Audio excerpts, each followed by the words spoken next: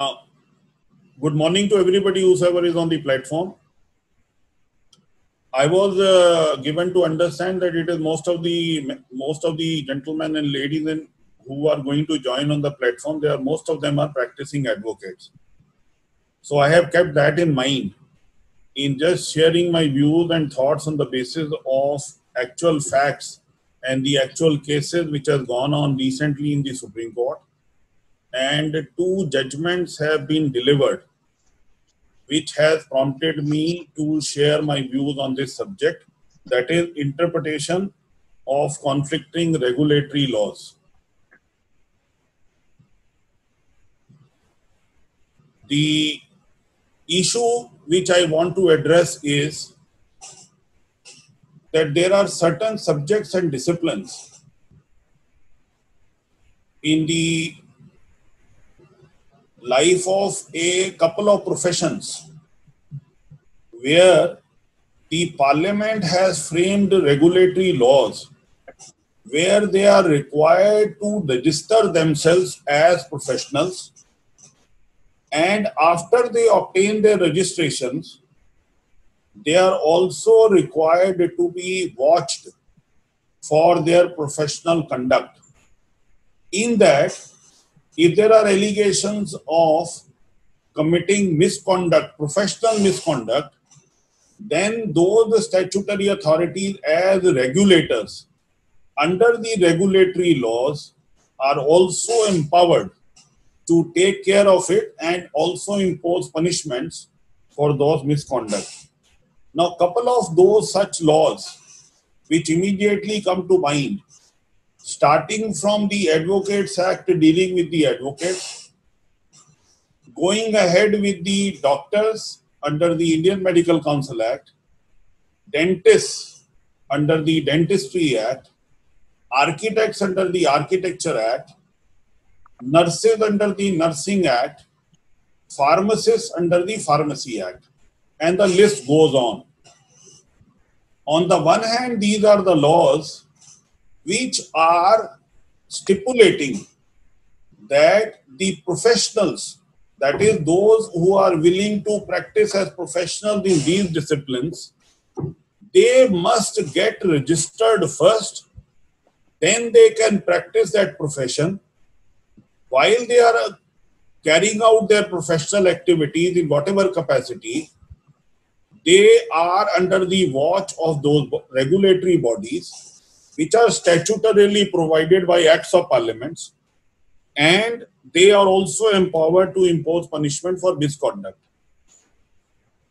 Now, if we proceed from this stage, that is, the law requires the registration of the professionals and also to watch their conduct, we are required to go back a little in relation to those very special disciplines, that if a body who is given the responsibility that you will register a professional for a special subject, then the laws invariably, as a complete code, also go back in that they will provide the course curriculum, they will decide what should be the basic knowledge of the gentleman or a person who wishes to qualify in that particular special discipline, what should be his prior qualification for seeking admission to such professional courses. Thereafter, what would be the eligibility and qualification of the people who are going to teach them? What would be the basic minimum infrastructure which shall be required to impart such education for that special discipline? Thereafter, what would be the standard of examination which should also test them whether they have been able to secure that education and qualification or not. If they qualify and obtain a qualification which is recognized by that very body, then they become entitled for registration in that discipline to practice as a professional for that subject. After they start as professionals, then their conduct is also subject to review by the disciplinary bodies under those enactments, and the action is taken. Now, if I put it in a different way, that if a particular, let us take the case of a person who wishes to practice as an advocate. So the Bar Council of India, under the Advocates Act, is constituted as a statutory body, as a regulator. It will lay down that what would be the minimum qualification which a person must possess, at what standard, what division, what marks, by which he or she would be entitled to seek admission in the LLB course. Thereafter, the Bar Council of India would also be saddled with the responsibility of ensuring that where that legal education shall be imparted, who shall impart that education, what would be their qualification. The next step in every such special discipline then comes to is that what would be the course curriculum which would be required to be taught, how many years course would that be, whether it should be annual courses or biannual semesters, what would be the level of examination, and who would be the examiner, whether it would be an internal exam or an external exam by the university, and thereafter the qualification would be required to be recognized by that council, and then you can, after obtaining the qualification, seek a registration. Let us take the case of the Medical Council Act. Similar to all other laws, the eligibility conditions are laid down, infrastructural requirements are laid down, course curriculum is laid down, the teacher's eligibility conditions are laid down, the examination standards are laid down, and thereafter the institutions who are able to meet their marks are given recognition. The recognition is in relation to a particular admission capacity for giving admissions, because the admission is relatable to the infrastructure which is provided on proportionate basis, and then the registration takes place on obtaining the recognized qualification.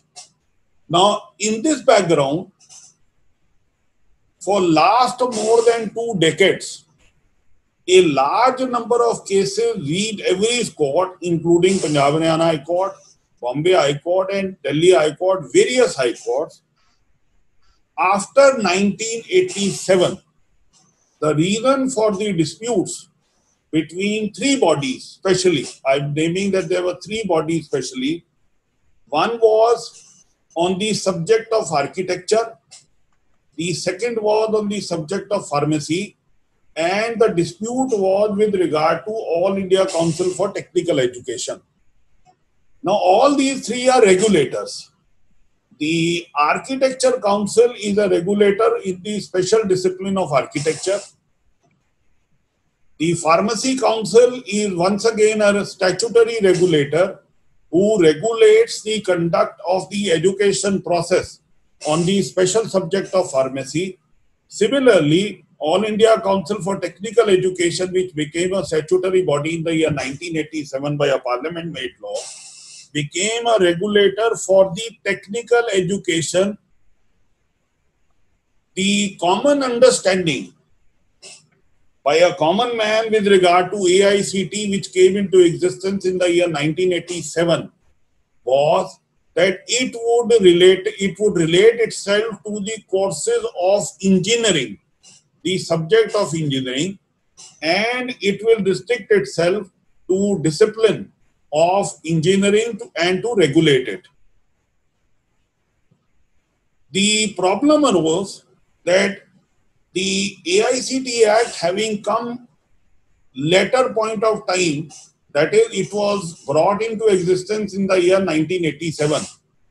As compared to this law of 1987, the Pharmacy Act was of 1948 and the Architecture Act is of 1972.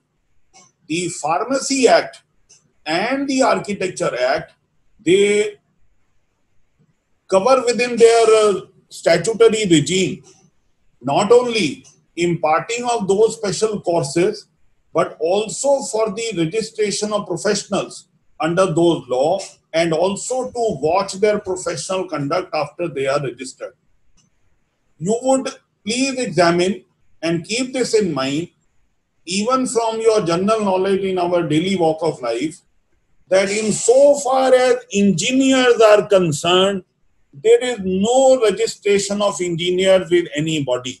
In other words, for practicing the profession of engineering as an engineer, there is no requirement to register with any council, like advocates, like doctors, like dentists, like pharmacists. There is no watch on them on their professional activities after they have obtained their qualification. They can start to work as engineers on just acquiring their qualification without there being any requirement for registration with any professional body. When this situation came after 1987, the problem started arising because of a very wide definition in section 2G of the AICTE Act, which came into existence in 1987, of the nomenclature technical education. So the definition in the AICTE Act of technical education included the subject of pharmacy and architecture within it.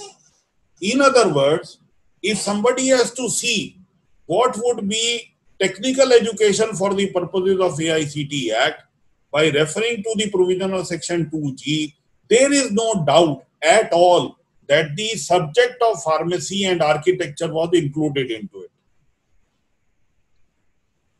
The AICTE, being emboldened with the definition of technical education, assumed and proceeded on that basis very, very aggressively, that it is, since it is 1987 law, which is again according to them is a special law on technical education, it is later in point of time. In the definition, it includes the subject of pharmacy as well as architecture. It will have all the jurisdiction to take care of every aspect of architecture as well as pharmacy council, for which two special separate professional bodies were in existence, and they were also created by the parliamentary laws. The second aspect which came into existence was whether the principle of implied repeal, this is a very important issue, whether the principle of implied repeal would apply to the Pharmacy Act and the Architecture Act after a special law, according to AICTE, that AICTE is a special law, after a special law on technical education was brought into existence in the year 1987, when the Architecture Council came into existence in 1972 and Pharmacy Council came into existence in the year 1948. Another issue which was engaged and was involved in understanding of this problem was that once the later law, which is claimed to be a special law, takes care of the subjects which are in existence in relation to two separate other special laws, where the argument of implied repeal is raised, it is always raised on the pedestal that when the parliament brought into existence the AICTE Act, the parliament was fully conscious and aware that it was the author of the earlier two enactments, and it still felt the necessity of providing another body, empowering it to take care of the subject of architecture as well as pharmacy. This argument was specifically raised by the AICTE before the Supreme Court. There are two judgments. One judgment is, both judgments are, one is rendered, the earlier judgment is rendered in 2019, and the subsequent judgment is recently rendered in March 2020. The 2019 judgment resolved the conflict of Architecture Act with the AICTE, and the 2020 judgment resolved the conflict of the Pharmacy Act with reference to AICTE. Now, what has happened was once the AICT assumed that because the subject of architecture and pharmacy is included within its definition and it has powers to frame its regulation to take care of all subjects which are included in its definition, they proceeded to frame a large number of regulations as subordinate legislation for which they were empowered, and framed various regulations both for the subject of architecture and for the subject of pharmacy. The net result of their proceeding further, assuming that they are also empowered to take care of these two subjects, the problem, the disputes which started coming to courts was, if the pharmacy council on examination of infrastructure of a particular pharmacy college has approved a particular capacity of admissions in a particular pharmacy course, suddenly the next day you will find that the AICT has now fixed a intake capacity which is double than the intake capacity fixed by the pharmacy council. Same thing was happening with regard to the architecture, that if architecture council has fixed a capacity of intake of admission in a particular architecture college as 50 per year, the next day somebody would find that AICT has fixed the infrastructure capacity of that college to 100. The second dispute which had arisen was that whereas the architecture and pharmacy council were not at all ready to accept that of the same infrastructure, same teaching faculty, you cannot have two shifts, because then you are doubling your intake capacity without doubling your infrastructure. The AICT proceeded to give you double admission on the basis and the argument of that we are permitting them double shifts. This was the difficulty insofar as the admissions are concerned.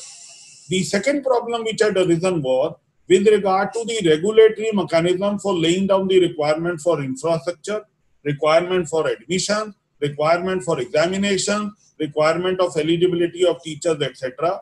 And since in the subject of architecture there were two bodies, one is the Architecture Council fixing its own norm, AICT taking over that we will are empowered to fix our own norm. So the conflicting regulations came into existence with conflicting and varying intake capacity, varying infrastructure requirement, varying course content, varying examination standard, varying teachers eligibility condition, etc., etc.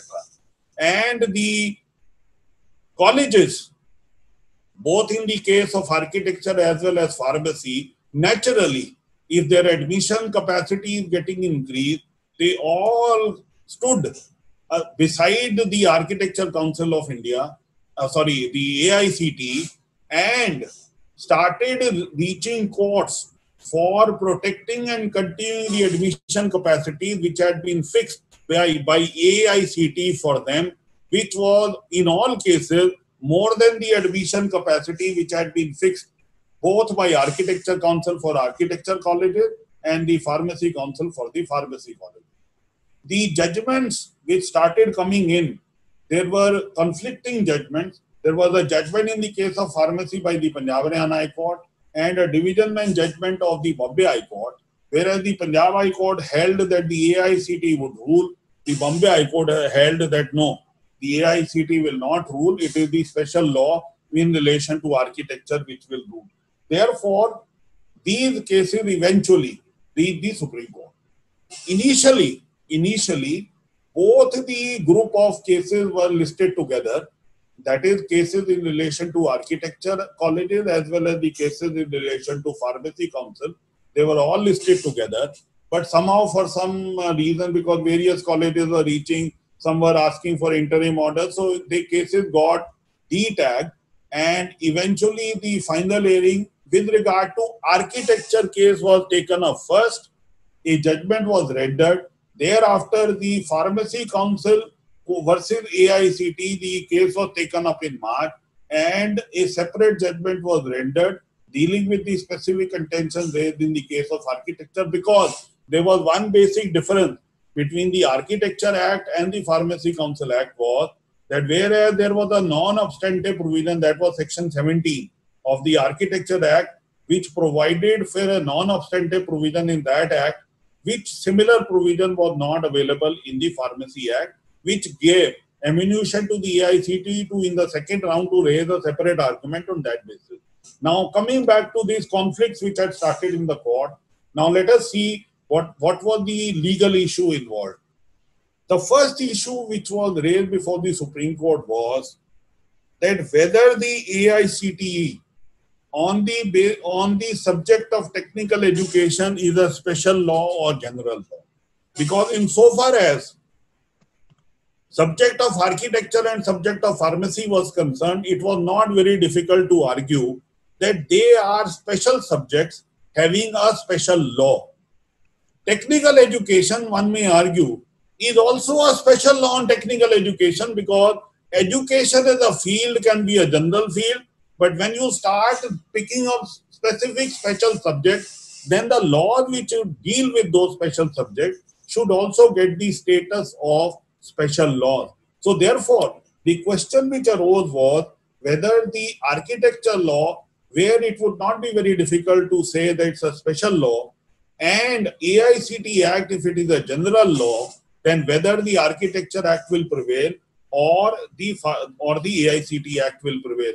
And while deciding this issue, the most important aspect was which law is in later point of time, because that was the threshold argument, both in the cases of Architecture Council as well as Pharmacy Council, raised by the AICTE, that we have been brought into existence in 1987. It cannot be said that the Parliament was not conscious of the existence of the Pharmacy Act and the Architecture Act when the 1987 AICTE Act was brought into existence. If there was no empowerment of the AICTE on the subject of architecture and the pharmacy, there was no need or occasion for the Parliament to include the subject of architecture and the discipline of pharmacy in the definition of technical education. Now, there is one more aspect, that when I said that these are now regulatory laws and there is a conflict, can there be a harmonization of these laws? Can we protect both the laws, that is Architecture Act and the Pharmacy Act on the one hand, and AICTE Act on the other hand? Because that is the basic tool which the courts have used to save the laws, because one of the principles is that when the Parliament brings into existence some law, they are assumed to be valid and within the jurisdiction of the legislature. They should be required to be protected given its meaning and also allowed to operate. Now, if that is the basic fundamental discipline in the interpretation of the statutory regime, then can it be said that AICTE will have nothing to do with the pharmacy or architecture even when its definition includes it?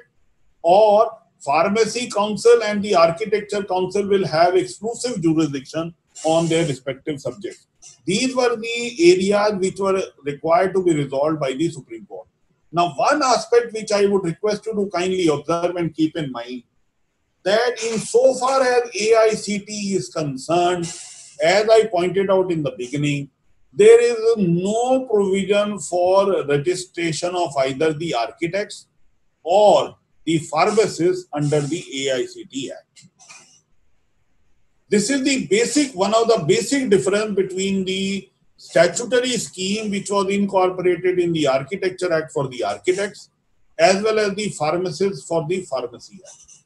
The registration on obtaining a recognized qualification by an architect under the Architecture Act, enabling him and entitling him to seek a registration, and then his professional conduct thereafter under the eyes of the professional body, same in the case of pharmacy, is not in existence under the AICTE Act. Number two, except for the definition of technical education in section 2G, there is no other statutory provision dealing with architecture or pharmacy in any other substantive provision of the AICTE Act. There is nothing. The only thing was what the AICTE developed was that this subject has been added into our jurisdiction, We have been given the jurisdiction to frame subordinate legislation by framing regulation. We have framed regulation in relation to infrastructure, etc., for both the disciplines of pharmacy and the architecture. Therefore, whatever law they take the character and status of a law, we are as legal as Pharmacy Council or the Architecture Council. When the matter reached the Supreme Court, so the Supreme Court said, now we have to first of all examine the statutory schemes of the enactments of architecture as well as the Pharmacy Council on one hand and the AICT on the other. They went into the statutory scheme provision by provision of both the enactments. It was seen in those enactments of architecture as well as the pharmacy that every aspect is more or less dealt with by the substantive provisions of the enactment itself. For an example, what would be the eligibility, what would be the requirement of registration, what would be punishment on misconduct, etc., are all provided in the substantive provisions of the Act, including the fact that after a basic qualification, which is a recognized qualification either in architecture or the pharmacy, is secured by a candidate, he gets registration under those two enactments. Whichever higher qualification he or she secures thereafter, that also is required to be registered and entered against the name of the candidate. For that also there are specific provisions in those enactments. The second aspect was, what should the court do?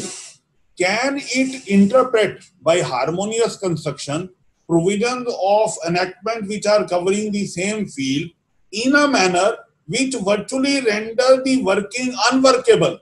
That is, if one council says your admissions would be 50, the next morning the new council will say your admissions are 100. Now please take the situation which arose before the Supreme Court, that AICT has given a admission capacity of 100 for one college in architecture as against the admission capacity of 50 fixed by the Architecture Council. Similarly, in the case of pharmacy, 100 admission intake capacity given by AICT, whereas 50 admissions are given by the Pharmacy Council. What happens after those 100 admissions each in the Architecture Council on one hand and Pharmacy Council on the other hand, when they approach after obtaining the qualification for registration, the Pharmacy Council will say, sorry sir, the qualification which you have acquired, I have not recognized it. I have recognized it only for 50. You are 51st to 100 candidate. I can't give you registration. AICT has no power to give registration. There is no provision. Now, where would that candidate go to practice as a professional? So, the principle of harmonious construction was creating a situation where the AICT Act was becoming unworkable and was unnecessarily going to create a working problem in relation to carrying out of the scheme of the Architecture Act as well as the Pharmacy Council Act. In this, the only issue which came up was, how do we decide this objection of later law?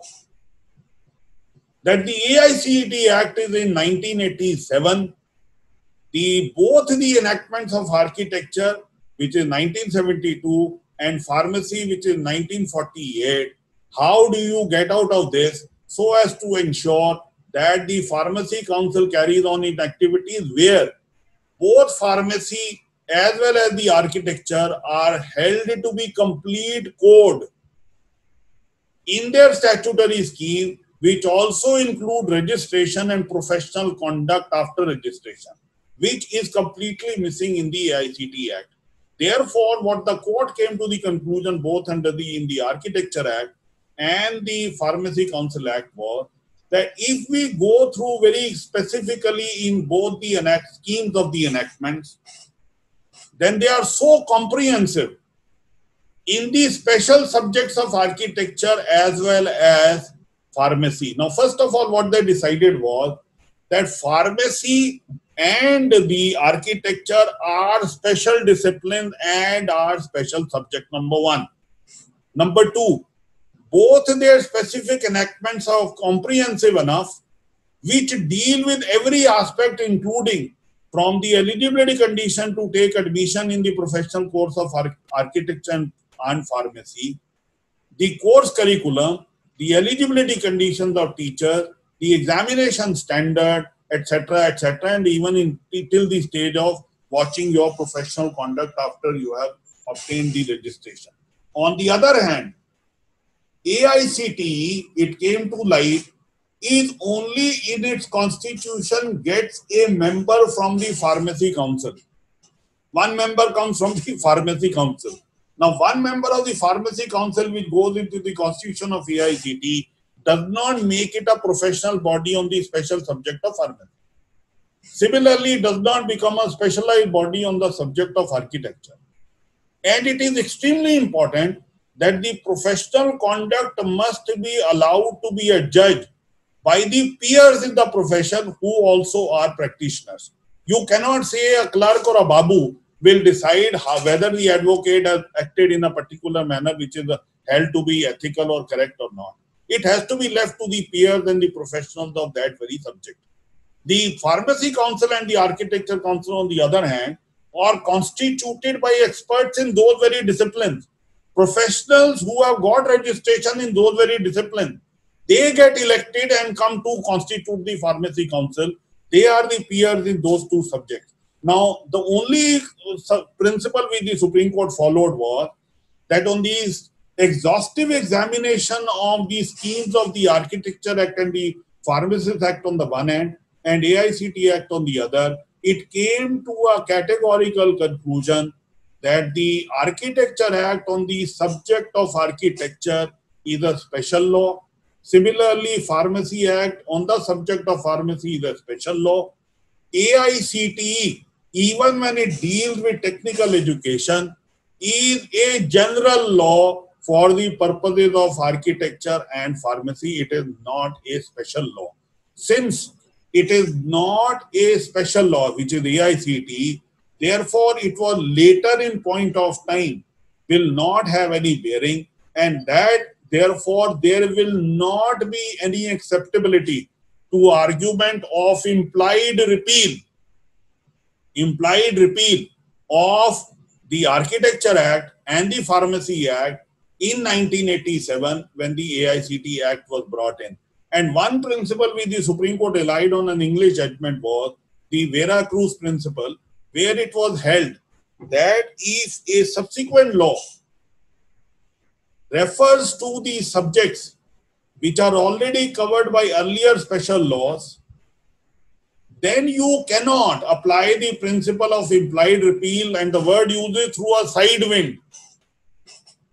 There must be specific provisions regarding repeal of a special law on a special subject which may be prior in time.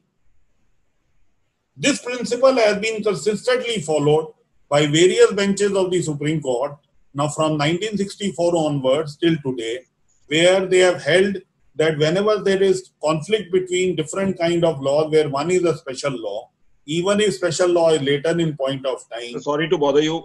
People are just posting the next principle, harmonious construction principle. They have understood. The second principle, what you said, they say just kindly revisit that and elaborate it. The second principle? You have said on the principles of harmonious construction. Then the second principle. I'm coming exactly on that. Now, right. Harmonious construction, what we understand is that whenever there is there perceived or seeming to be the conflict between two legislations or two provisions of different legislation, then please make them work, please make their working possible in such a manner that they are not held redundant. These are two cases, and please mind it, I am going to stress on it, where the Supreme Court says specifically that a situation has come into existence on the principle of applicability of the unworkability concept. That if you allow two statutory bodies on the same discipline, it will only create havoc. in the practical ground realities, it will not be workable. So in the name of harmonious construction, when the argument is raised, the Supreme Court said that the harmonious construction would only in this manner, that AICTE Act will remain in existence, the Architecture Council Act will remain in existence, the Pharmacy Council Act will remain in existence, but insofar as definition of technical education is concerned, in section 2G of the AICTE Act, the Supreme Court said the nomenclature of architecture as well as pharmacy will deserve to be treated as deleted from the definition of technical education.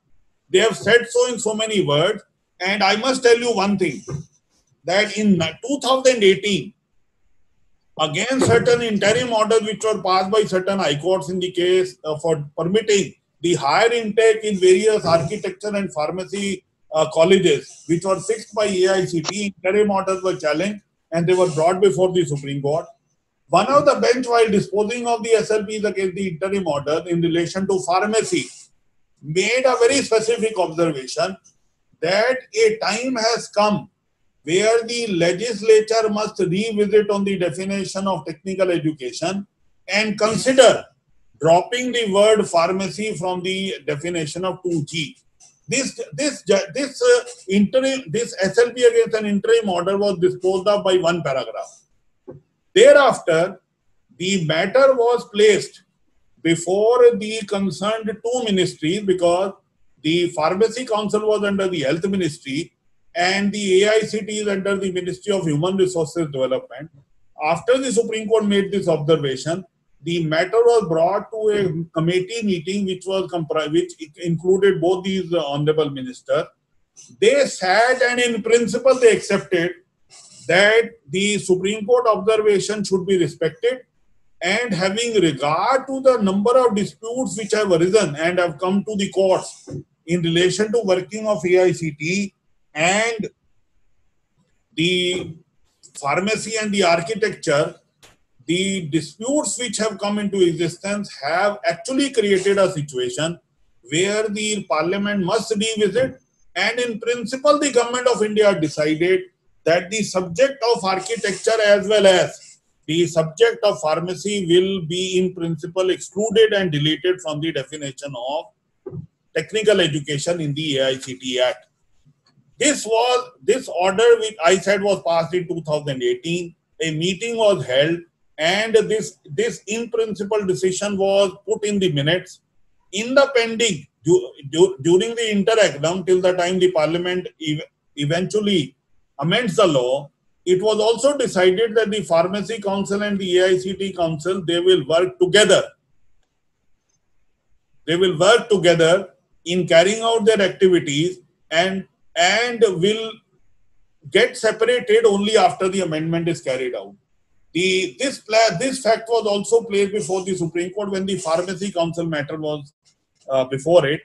The Architecture Council matter was decided, and it was held that we are now holding in the name of rejecting the argument of harmonious construction, that this subject of architecture will get deleted from the definition of the technical education. When the Pharmacy Council matter came in, the Supreme Court specifically requested the central government to respond to them that you had taken this decision in 2018 that you will delete it. Why the amendment has not taken place? So the Supreme Court was informed by the central government that the process is on.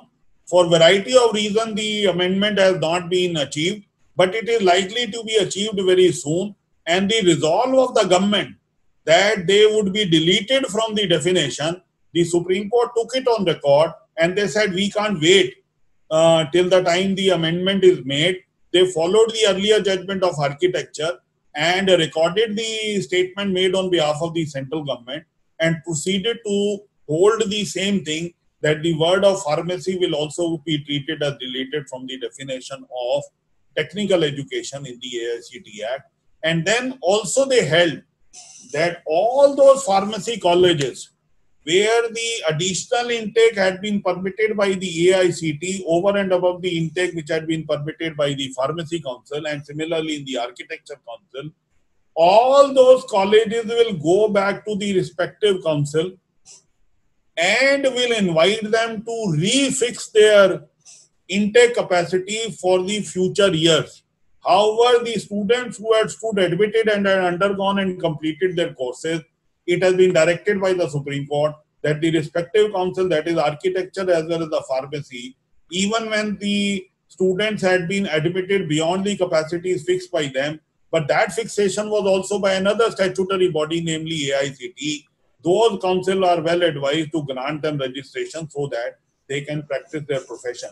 So the crux of the entire thing came out to be that it is not necessary that the seeming to be a special law which is later in point of time should be assumed to have displaced the earlier special laws, number one. Number two, the harmonious construction may also invite a situation where the act is saved, but the definition clause is denuded of a particular subject which is otherwise covered by a special law. So these are the two conclusions which have come from these two judgments of the Supreme Court, which Vera Cruz is the judgment of that English principle, which is also dealt with in detail by the Supreme Court. And if you permit me, I just wish to read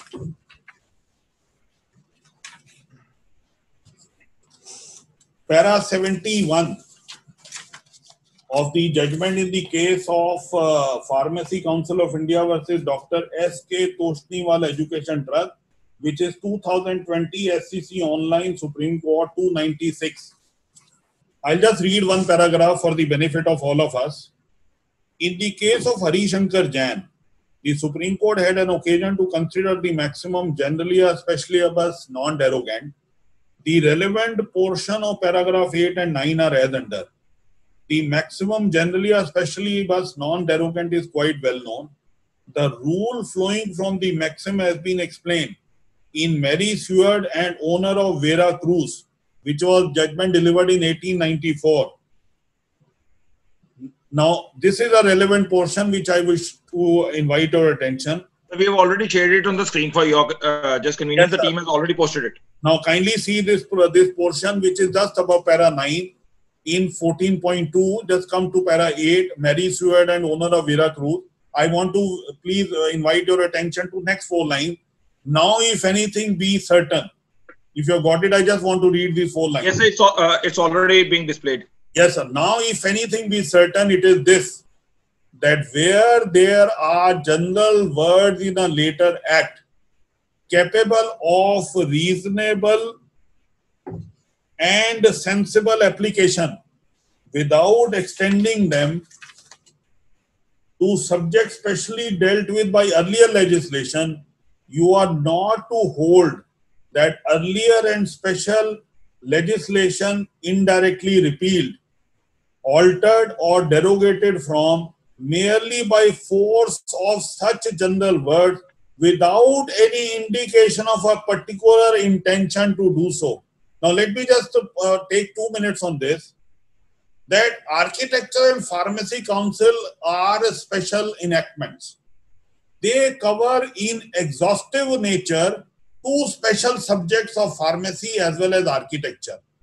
The word pharmacy and architecture as general words only in the definition of a subsequent act, without there being a specific word for repeal of earlier special law, then there is no repeal of earlier special law. The principle of generally or specialibus non-derogant will not apply. There will not be any implied repeal. These are the 4 lines. This is that Vera Cruz principle which has been applied. And now we are having a situation where the subject of pharmacy shall be regulated only by the Pharmacy Council. The subject of architecture shall be regulated only by the Architecture Council. There is no implied repeal of these 2 enactments. The jurisdiction of the AICTE, there is no jurisdiction. In fact, in relation to Pharmacy Council, they gave various proposals, the AICTE. They said, all right, what you do is Supreme Court, they gave proposal, kindly permit Pharmacy Council only to conduct diploma courses. Don't permit them higher courses. Then they said, all right, The institution fixation of intake, you give it to us. Course content, they can lay down. Professional conduct, they can watch. We will not do it. So they gave various proposals of distributing certain aspects in relation to these special subjects. And eventually the Supreme Court said, sorry, we would not be doing a good thing, a correct thing, by permitting two specialized bodies on the same subject, which will only create a confusion. And on the basis of the number of litigation which I read them, they came to the conclusion that harmonious construction in a manner by distribution certain aspects for the specialized council, certain aspects for the AICT, they rejected.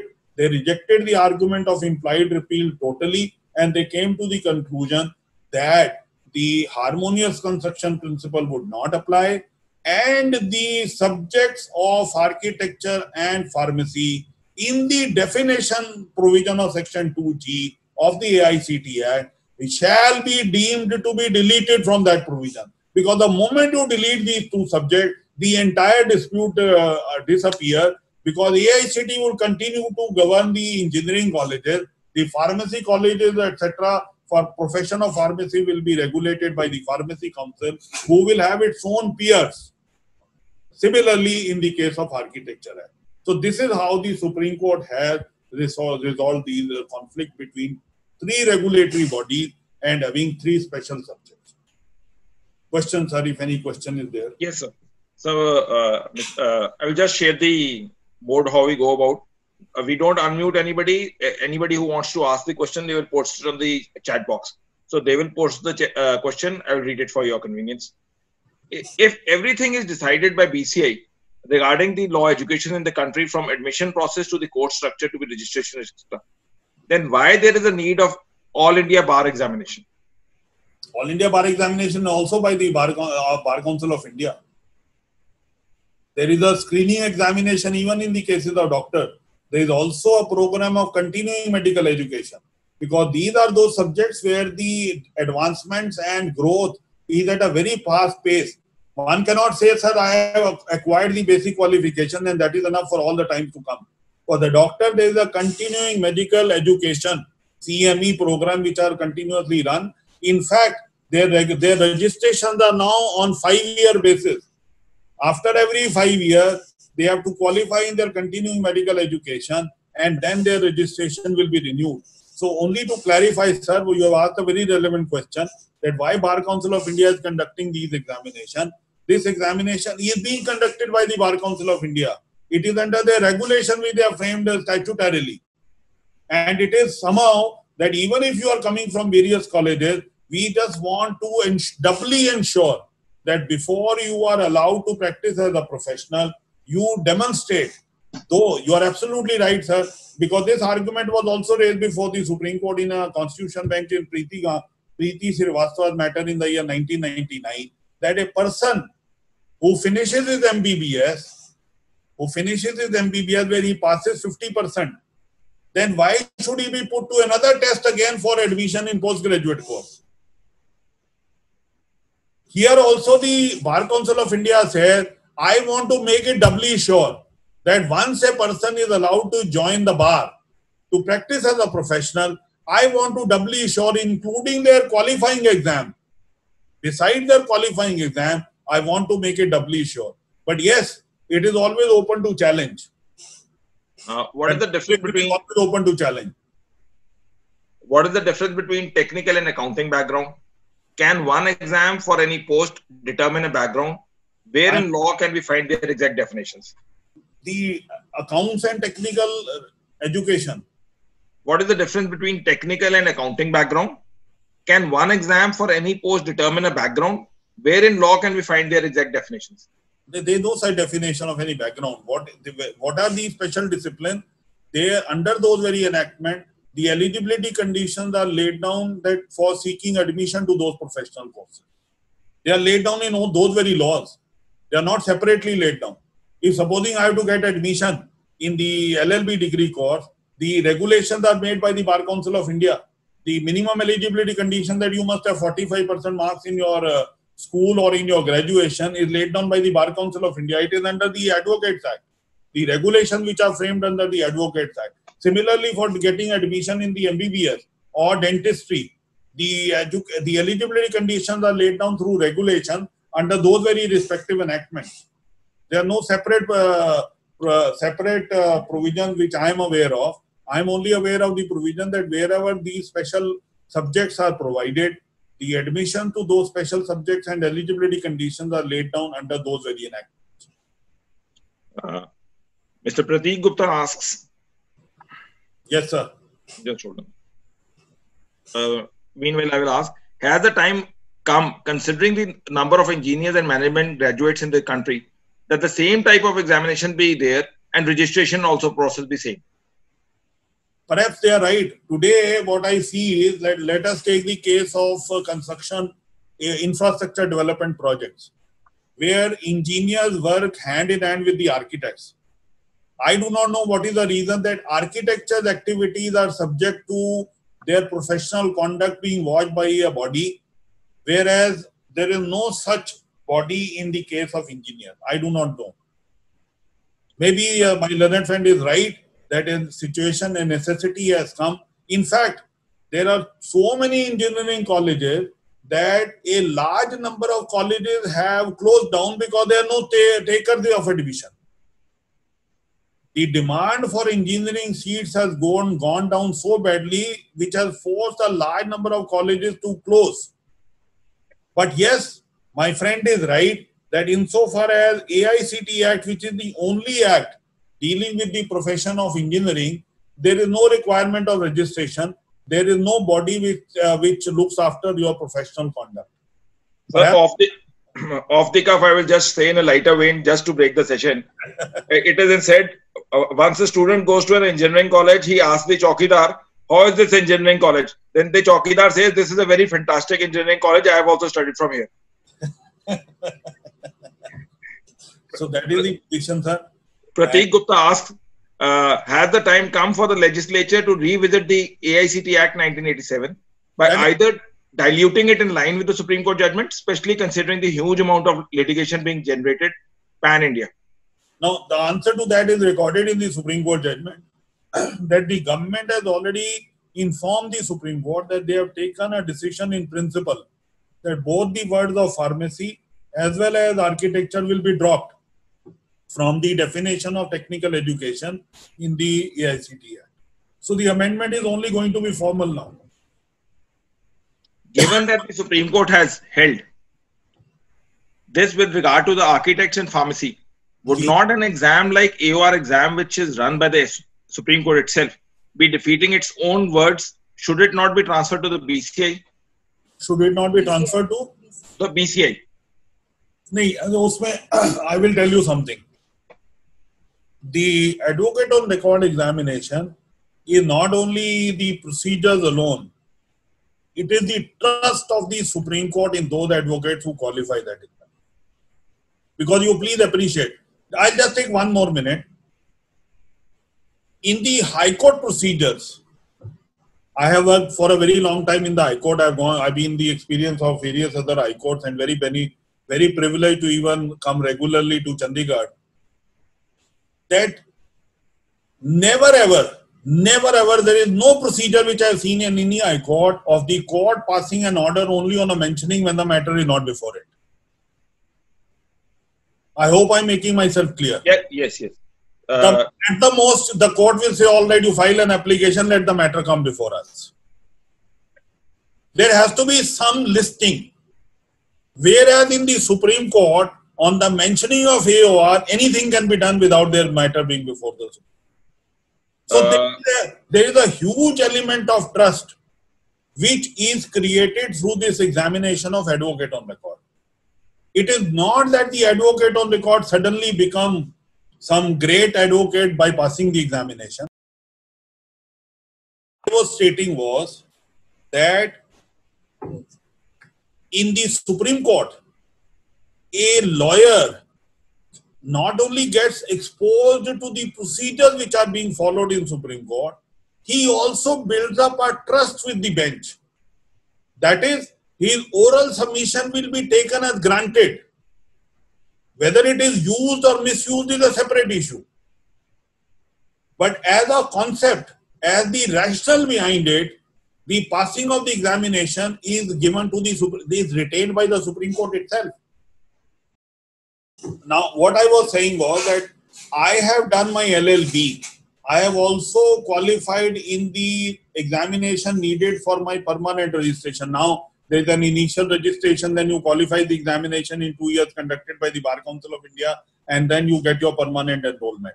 Now, if these two are done by every advocate, there is no harm or any drawback in the Supreme Court retaining that facility of the conduct of advocate on record examination, which in my understanding, in addition to the exposure to the procedure which are followed at the Supreme Court, is also participation in the trust building with the bench.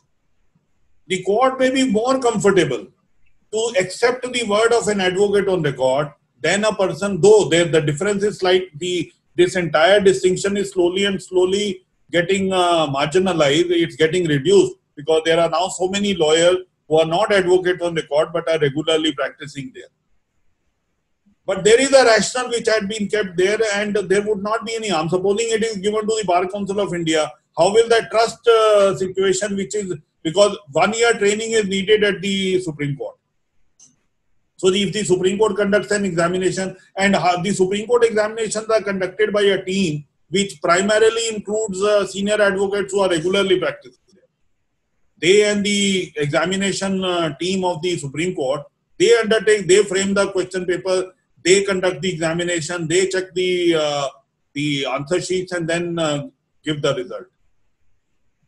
So the judgments which you have referred, has the Supreme Court given any time-bound directions to the government to frame these regulations? No, see, the basic principle is that the court cannot direct the legislature to frame a law or not to frame a law or frame a law in a particular period. So they have recorded their the representation which is made on behalf of the central government is that the government in principle has decided that these two words shall be dropped from the definition of the AICTE for technical education.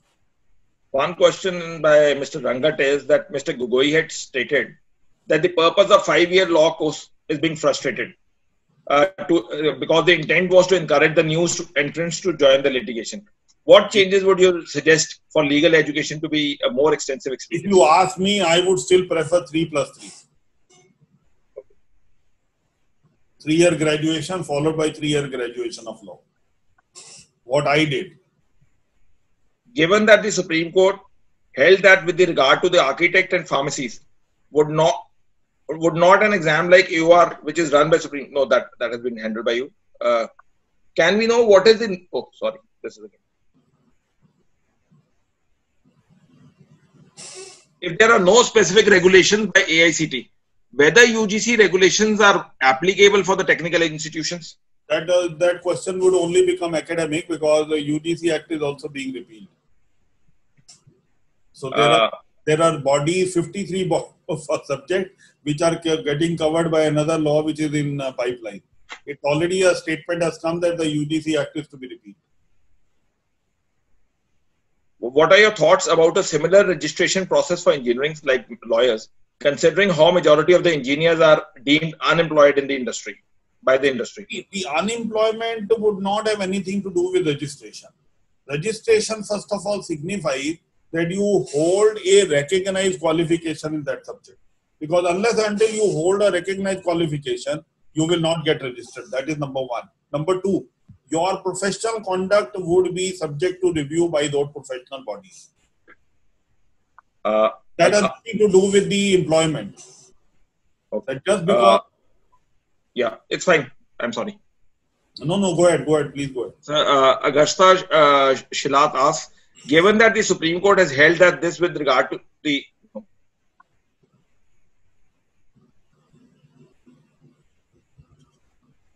Jagjot Lali asked, what will be the solution if there is a conflict in the regulations of the AICTE and State Technical Board? The AICTE will prevail because it is a parliament-made law. Entry 66 of list 1 will apply. Okay. Sunshit Goyal asks, currently there is a debate that all entrance exams be done by one single authority, National Testing Agency.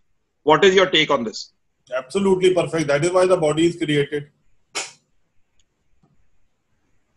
The central government has created this body to achieve this objective. And what is your take? Aditi Gupta asked, what is your take that the entire purpose of the AOR examination has been frustrated, and in practice, AORs only act as a rubber stamp, since the purpose was to filter out frivolous cases and reduce unnecessary burden on the apex court? The aberrations never prove the rule. These aberrations are there in every walk of life. But there are advocates on records who are regular practitioners who follow their ethics, and they are the best lawyers who practice in Supreme Court. So if there are certain element of abuse, that would not show that the concept of AOR is not a relevant or a valid concept. Ravi Raj asked, after doing the 3-year graduation where children come from different backgrounds, which has very less use in 3 years LLB course, will there not be any 5-year court law course? That's in fact answers what you have answered already. Gee, right, absolutely right.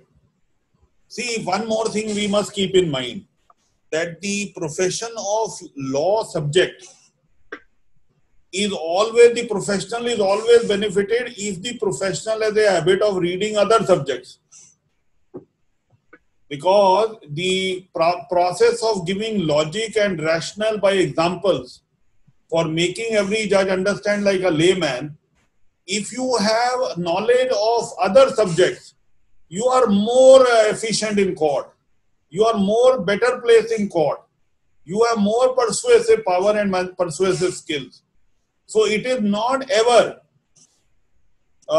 disadvantageous to not to be well read in other subjects in addition to law. On the other hand, it is always advantageous. So if I have done a graduation in some other subject of 3 years, and my graduation of 3 years of law, it is not that my earlier education has gone a waste. As they say in a lighter vein, wherever it is in studying, cycling, swimming, whatever you learn, it continues to exist. That will always help. It will never go waste. It will be used from some point or the other. So, what is your take on this thing? That UGC proposes something and state doesn't adopt those recommendations. What is your take? Whether it will be binding or not? It will be. See, every law has a very important element of its enforceability. If there is no enforceability, there can't be any law, or the law can't be left meaningless and ineffective.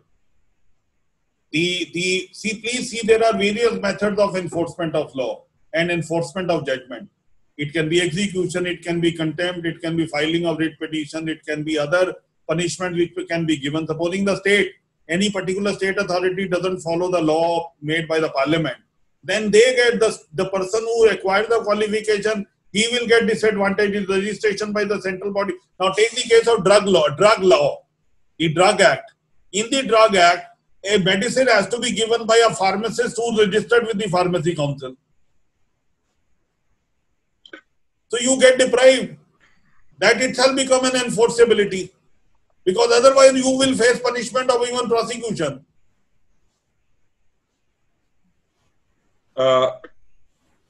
Will the AECT have more power over a special act passed by a state legislature? For example, a state law for architecture?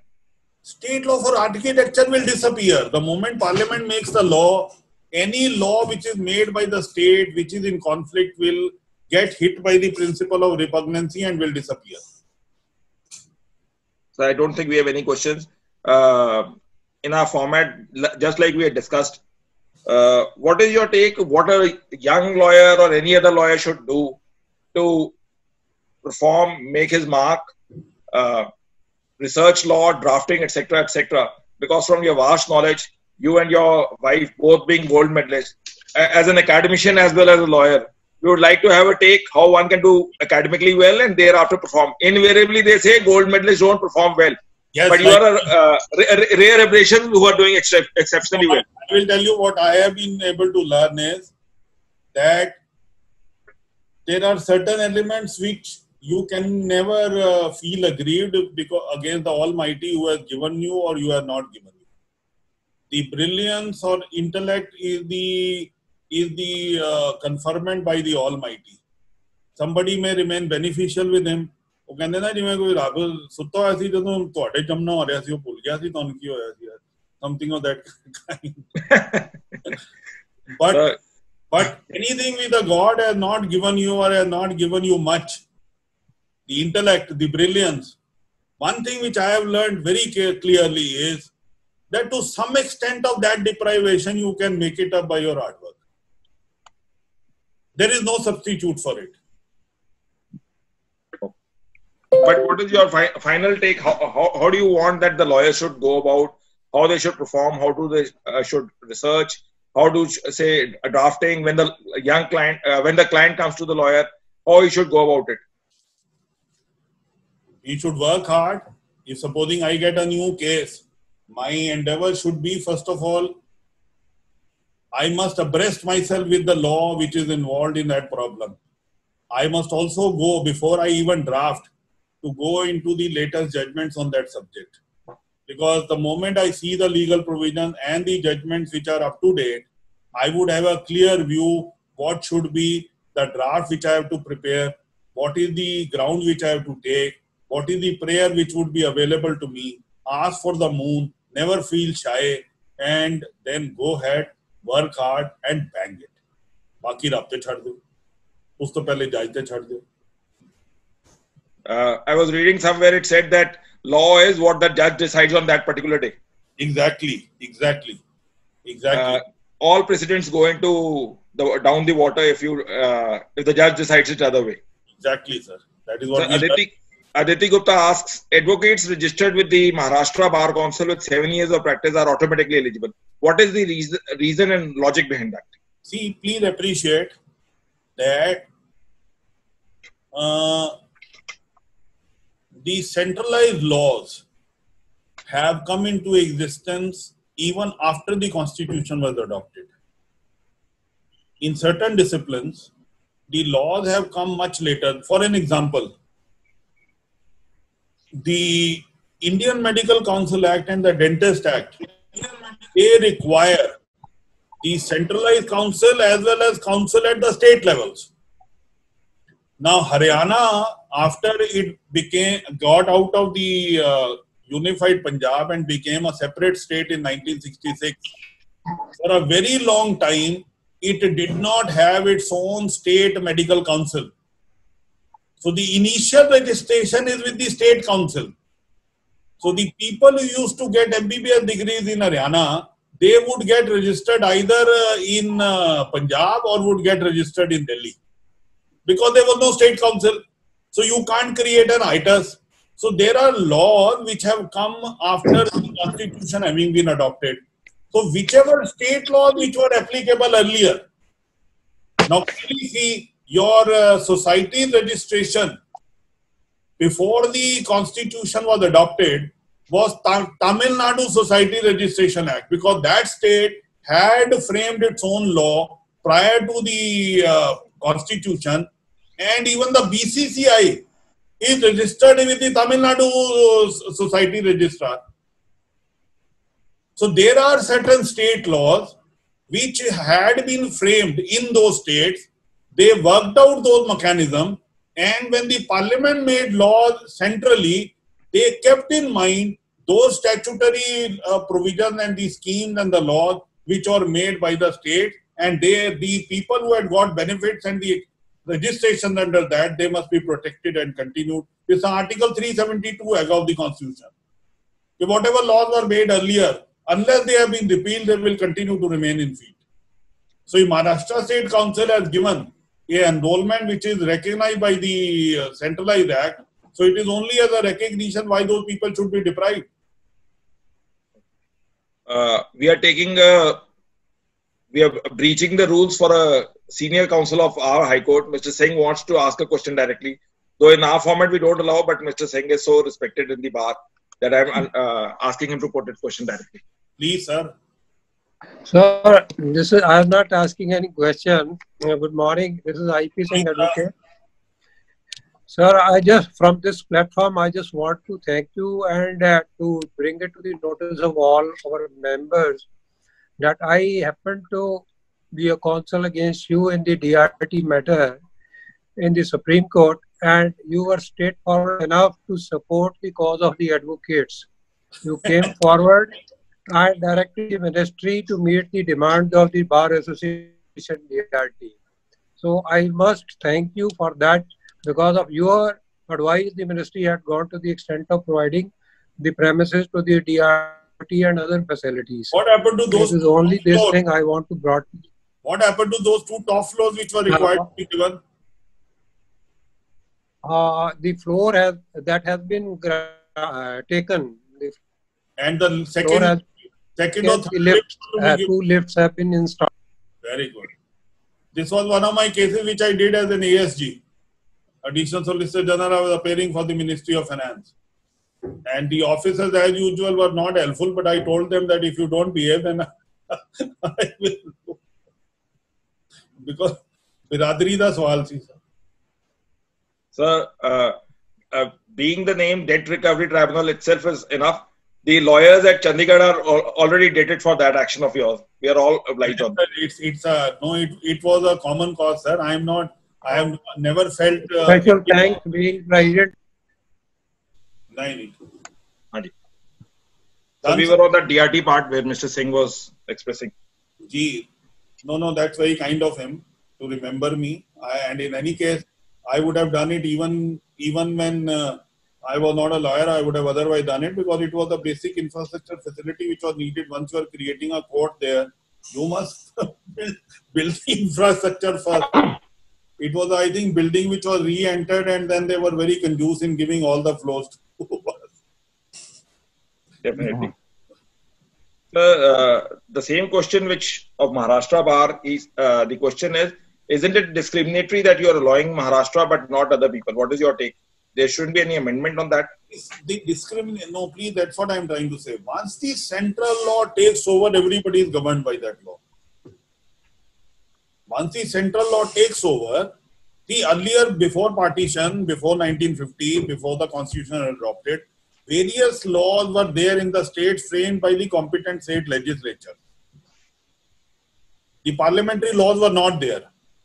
Once a parliamentary law comes into existence, it uniformly governs everybody, recognizing the rights of some people who had been regulated by the laws which were valid and came into existence prior to the constitution. So therefore, there is no question of discrimination. And there is no question of permissibility of giving that particular status to any other state because that is no more needed. Central law has taken over. Should it not be better for professional conduct is checked by an independent agency, as sometimes there is a professional bias also against within the same profession? Please tell me a certified copy of a judgment against which an appeal is to be filed is unfortunately tied up in a separate file in a busy lawyer's office, which goes into the rack, where thousands of files are there, and the delay takes place in filing the appeal. Can you send it to a bureaucrat to decide, or will you send it to an advocate to decide? Because the bureaucrats say, are you mad? How can it get tied to another file?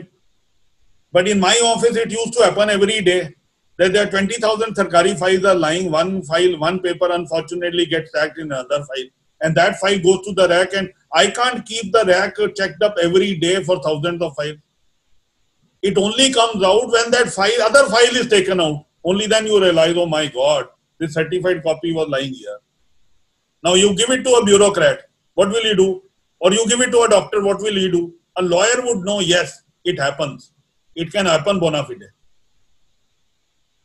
Right, sir. So Ravi Raj asked, could you explain the doctrine of implied repeal in more broader perspective? Sir, implied repeal is the general law earlier and a special law comes later. Then even if the special law does not talk about the applicability of the earlier existing general law, the principle of implied repeal may become applicable.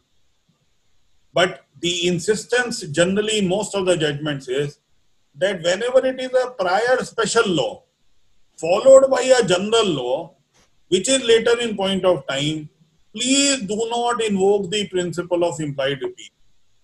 Because the special law cannot be repealed by a perception. It must be repealed if it is required to by the specific words of the parliament. So it's a question in Norman. We often discuss, though it's not directly pertinent with the situation. Our take is that why do we have different, like, let's assume certain acts have 30 days of limitation, some 90. To remove that confusion, why not make it 90 days flat? What is your take on that? So that no lawyer knows that it is straight away 90 days rather than 30 days, 60 days, 90 days. Anybody who's in a... So there are various factors which are taken into account when those laws are framed. Okay. And please appreciate, just because two views are possible, the one view can't be held to be bad. That's for sure. Sir, I don't think that we are having any questions. Could I ask Manmeet to slightly come on the board, because she's the director and producer in large number of perspective. Today she's the facilitator. Facilitator. The all good movies are come to a good show only once there is a good director. So Manmeet was acting as a good director, and true to her name, she's actually won the man of everybody. Thank you. So I would like just a few words from Manmeet, how she's finding, because I read it somewhere that she's interested to the law. I am not very sure that she has actually joined it. In 3+3. Colonel Bala is sitting there. I can see him. He's aware. Colonel Bala is one example who we have learned so much from him. Colonel Bala was in the Fauj as a Judge Advocate General branch. I know him from 1988 when I joined the bar. And from that day, I've been benefited so much from him. I have learned so much from him. And fortunately, today he is a practicing senior advocate designated by the Supreme Court. And wherever there is any Army, Navy or Air Force case, the Supreme Court judges would call him by name. Please call Bala, Colonel Bala. He is known as Colonel Bala. But Bala is in any case is God. That's true. So, on behalf of, before we thank you, sir, we would like to thank the director of the entire show. Manmeet should come back to the screen. A few words from Manmeet. How is her experience on this platform? Because we are actually thankful to you. Without you, maybe, though we know that Mr. Maninder Singh is as good as Maninder Singh bowler. He can bowl on any pitch, any time, will always be successful. What is your take on this session? It was very informative. In fact, I did some research for him yesterday. So it was very, very informative. Implied repeal, Veracruz principle. I was also taking notes sitting right here, because whenever he teaches me, I always take notes. So it's a very good initiative, I think. And I think there is a lot of good that can come even after coronavirus ends. Probably this system of conducting seminar on web called webinars can continue with the most personalized touch. So it's great. So actually, after this entire show, when Manmeet has put in so much inputs, I have actually realized that the saying is aptly put in here. Behind every successful man, there has to be a woman. Woman need not be a wife; it can be a daughter also. That's absolutely true. I would not have been able to do so much if she was not there. No, that is true. You are ek aur ek 11. Sir, thank you on behalf of all the team.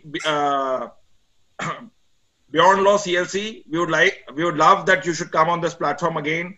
Words cannot express the way you have given the insight knowledge of the entire show, the entire judgments brought to a landscape where we could all cherish just like a painting. Thank you, sir. We would love to meet you again. Carry on, sir. Keep it up. Kindly improve. Make it more often. The frequency can be increased, and we can. And I get benefited so much. We all get benefited by this exchange and interaction. Thank you very much, sir. Privilege is all ours. So before we part, we again take a promise. We part to meet again. Thank you, sir. Absolutely. Thank you very much. Thank you, sir. Thank you.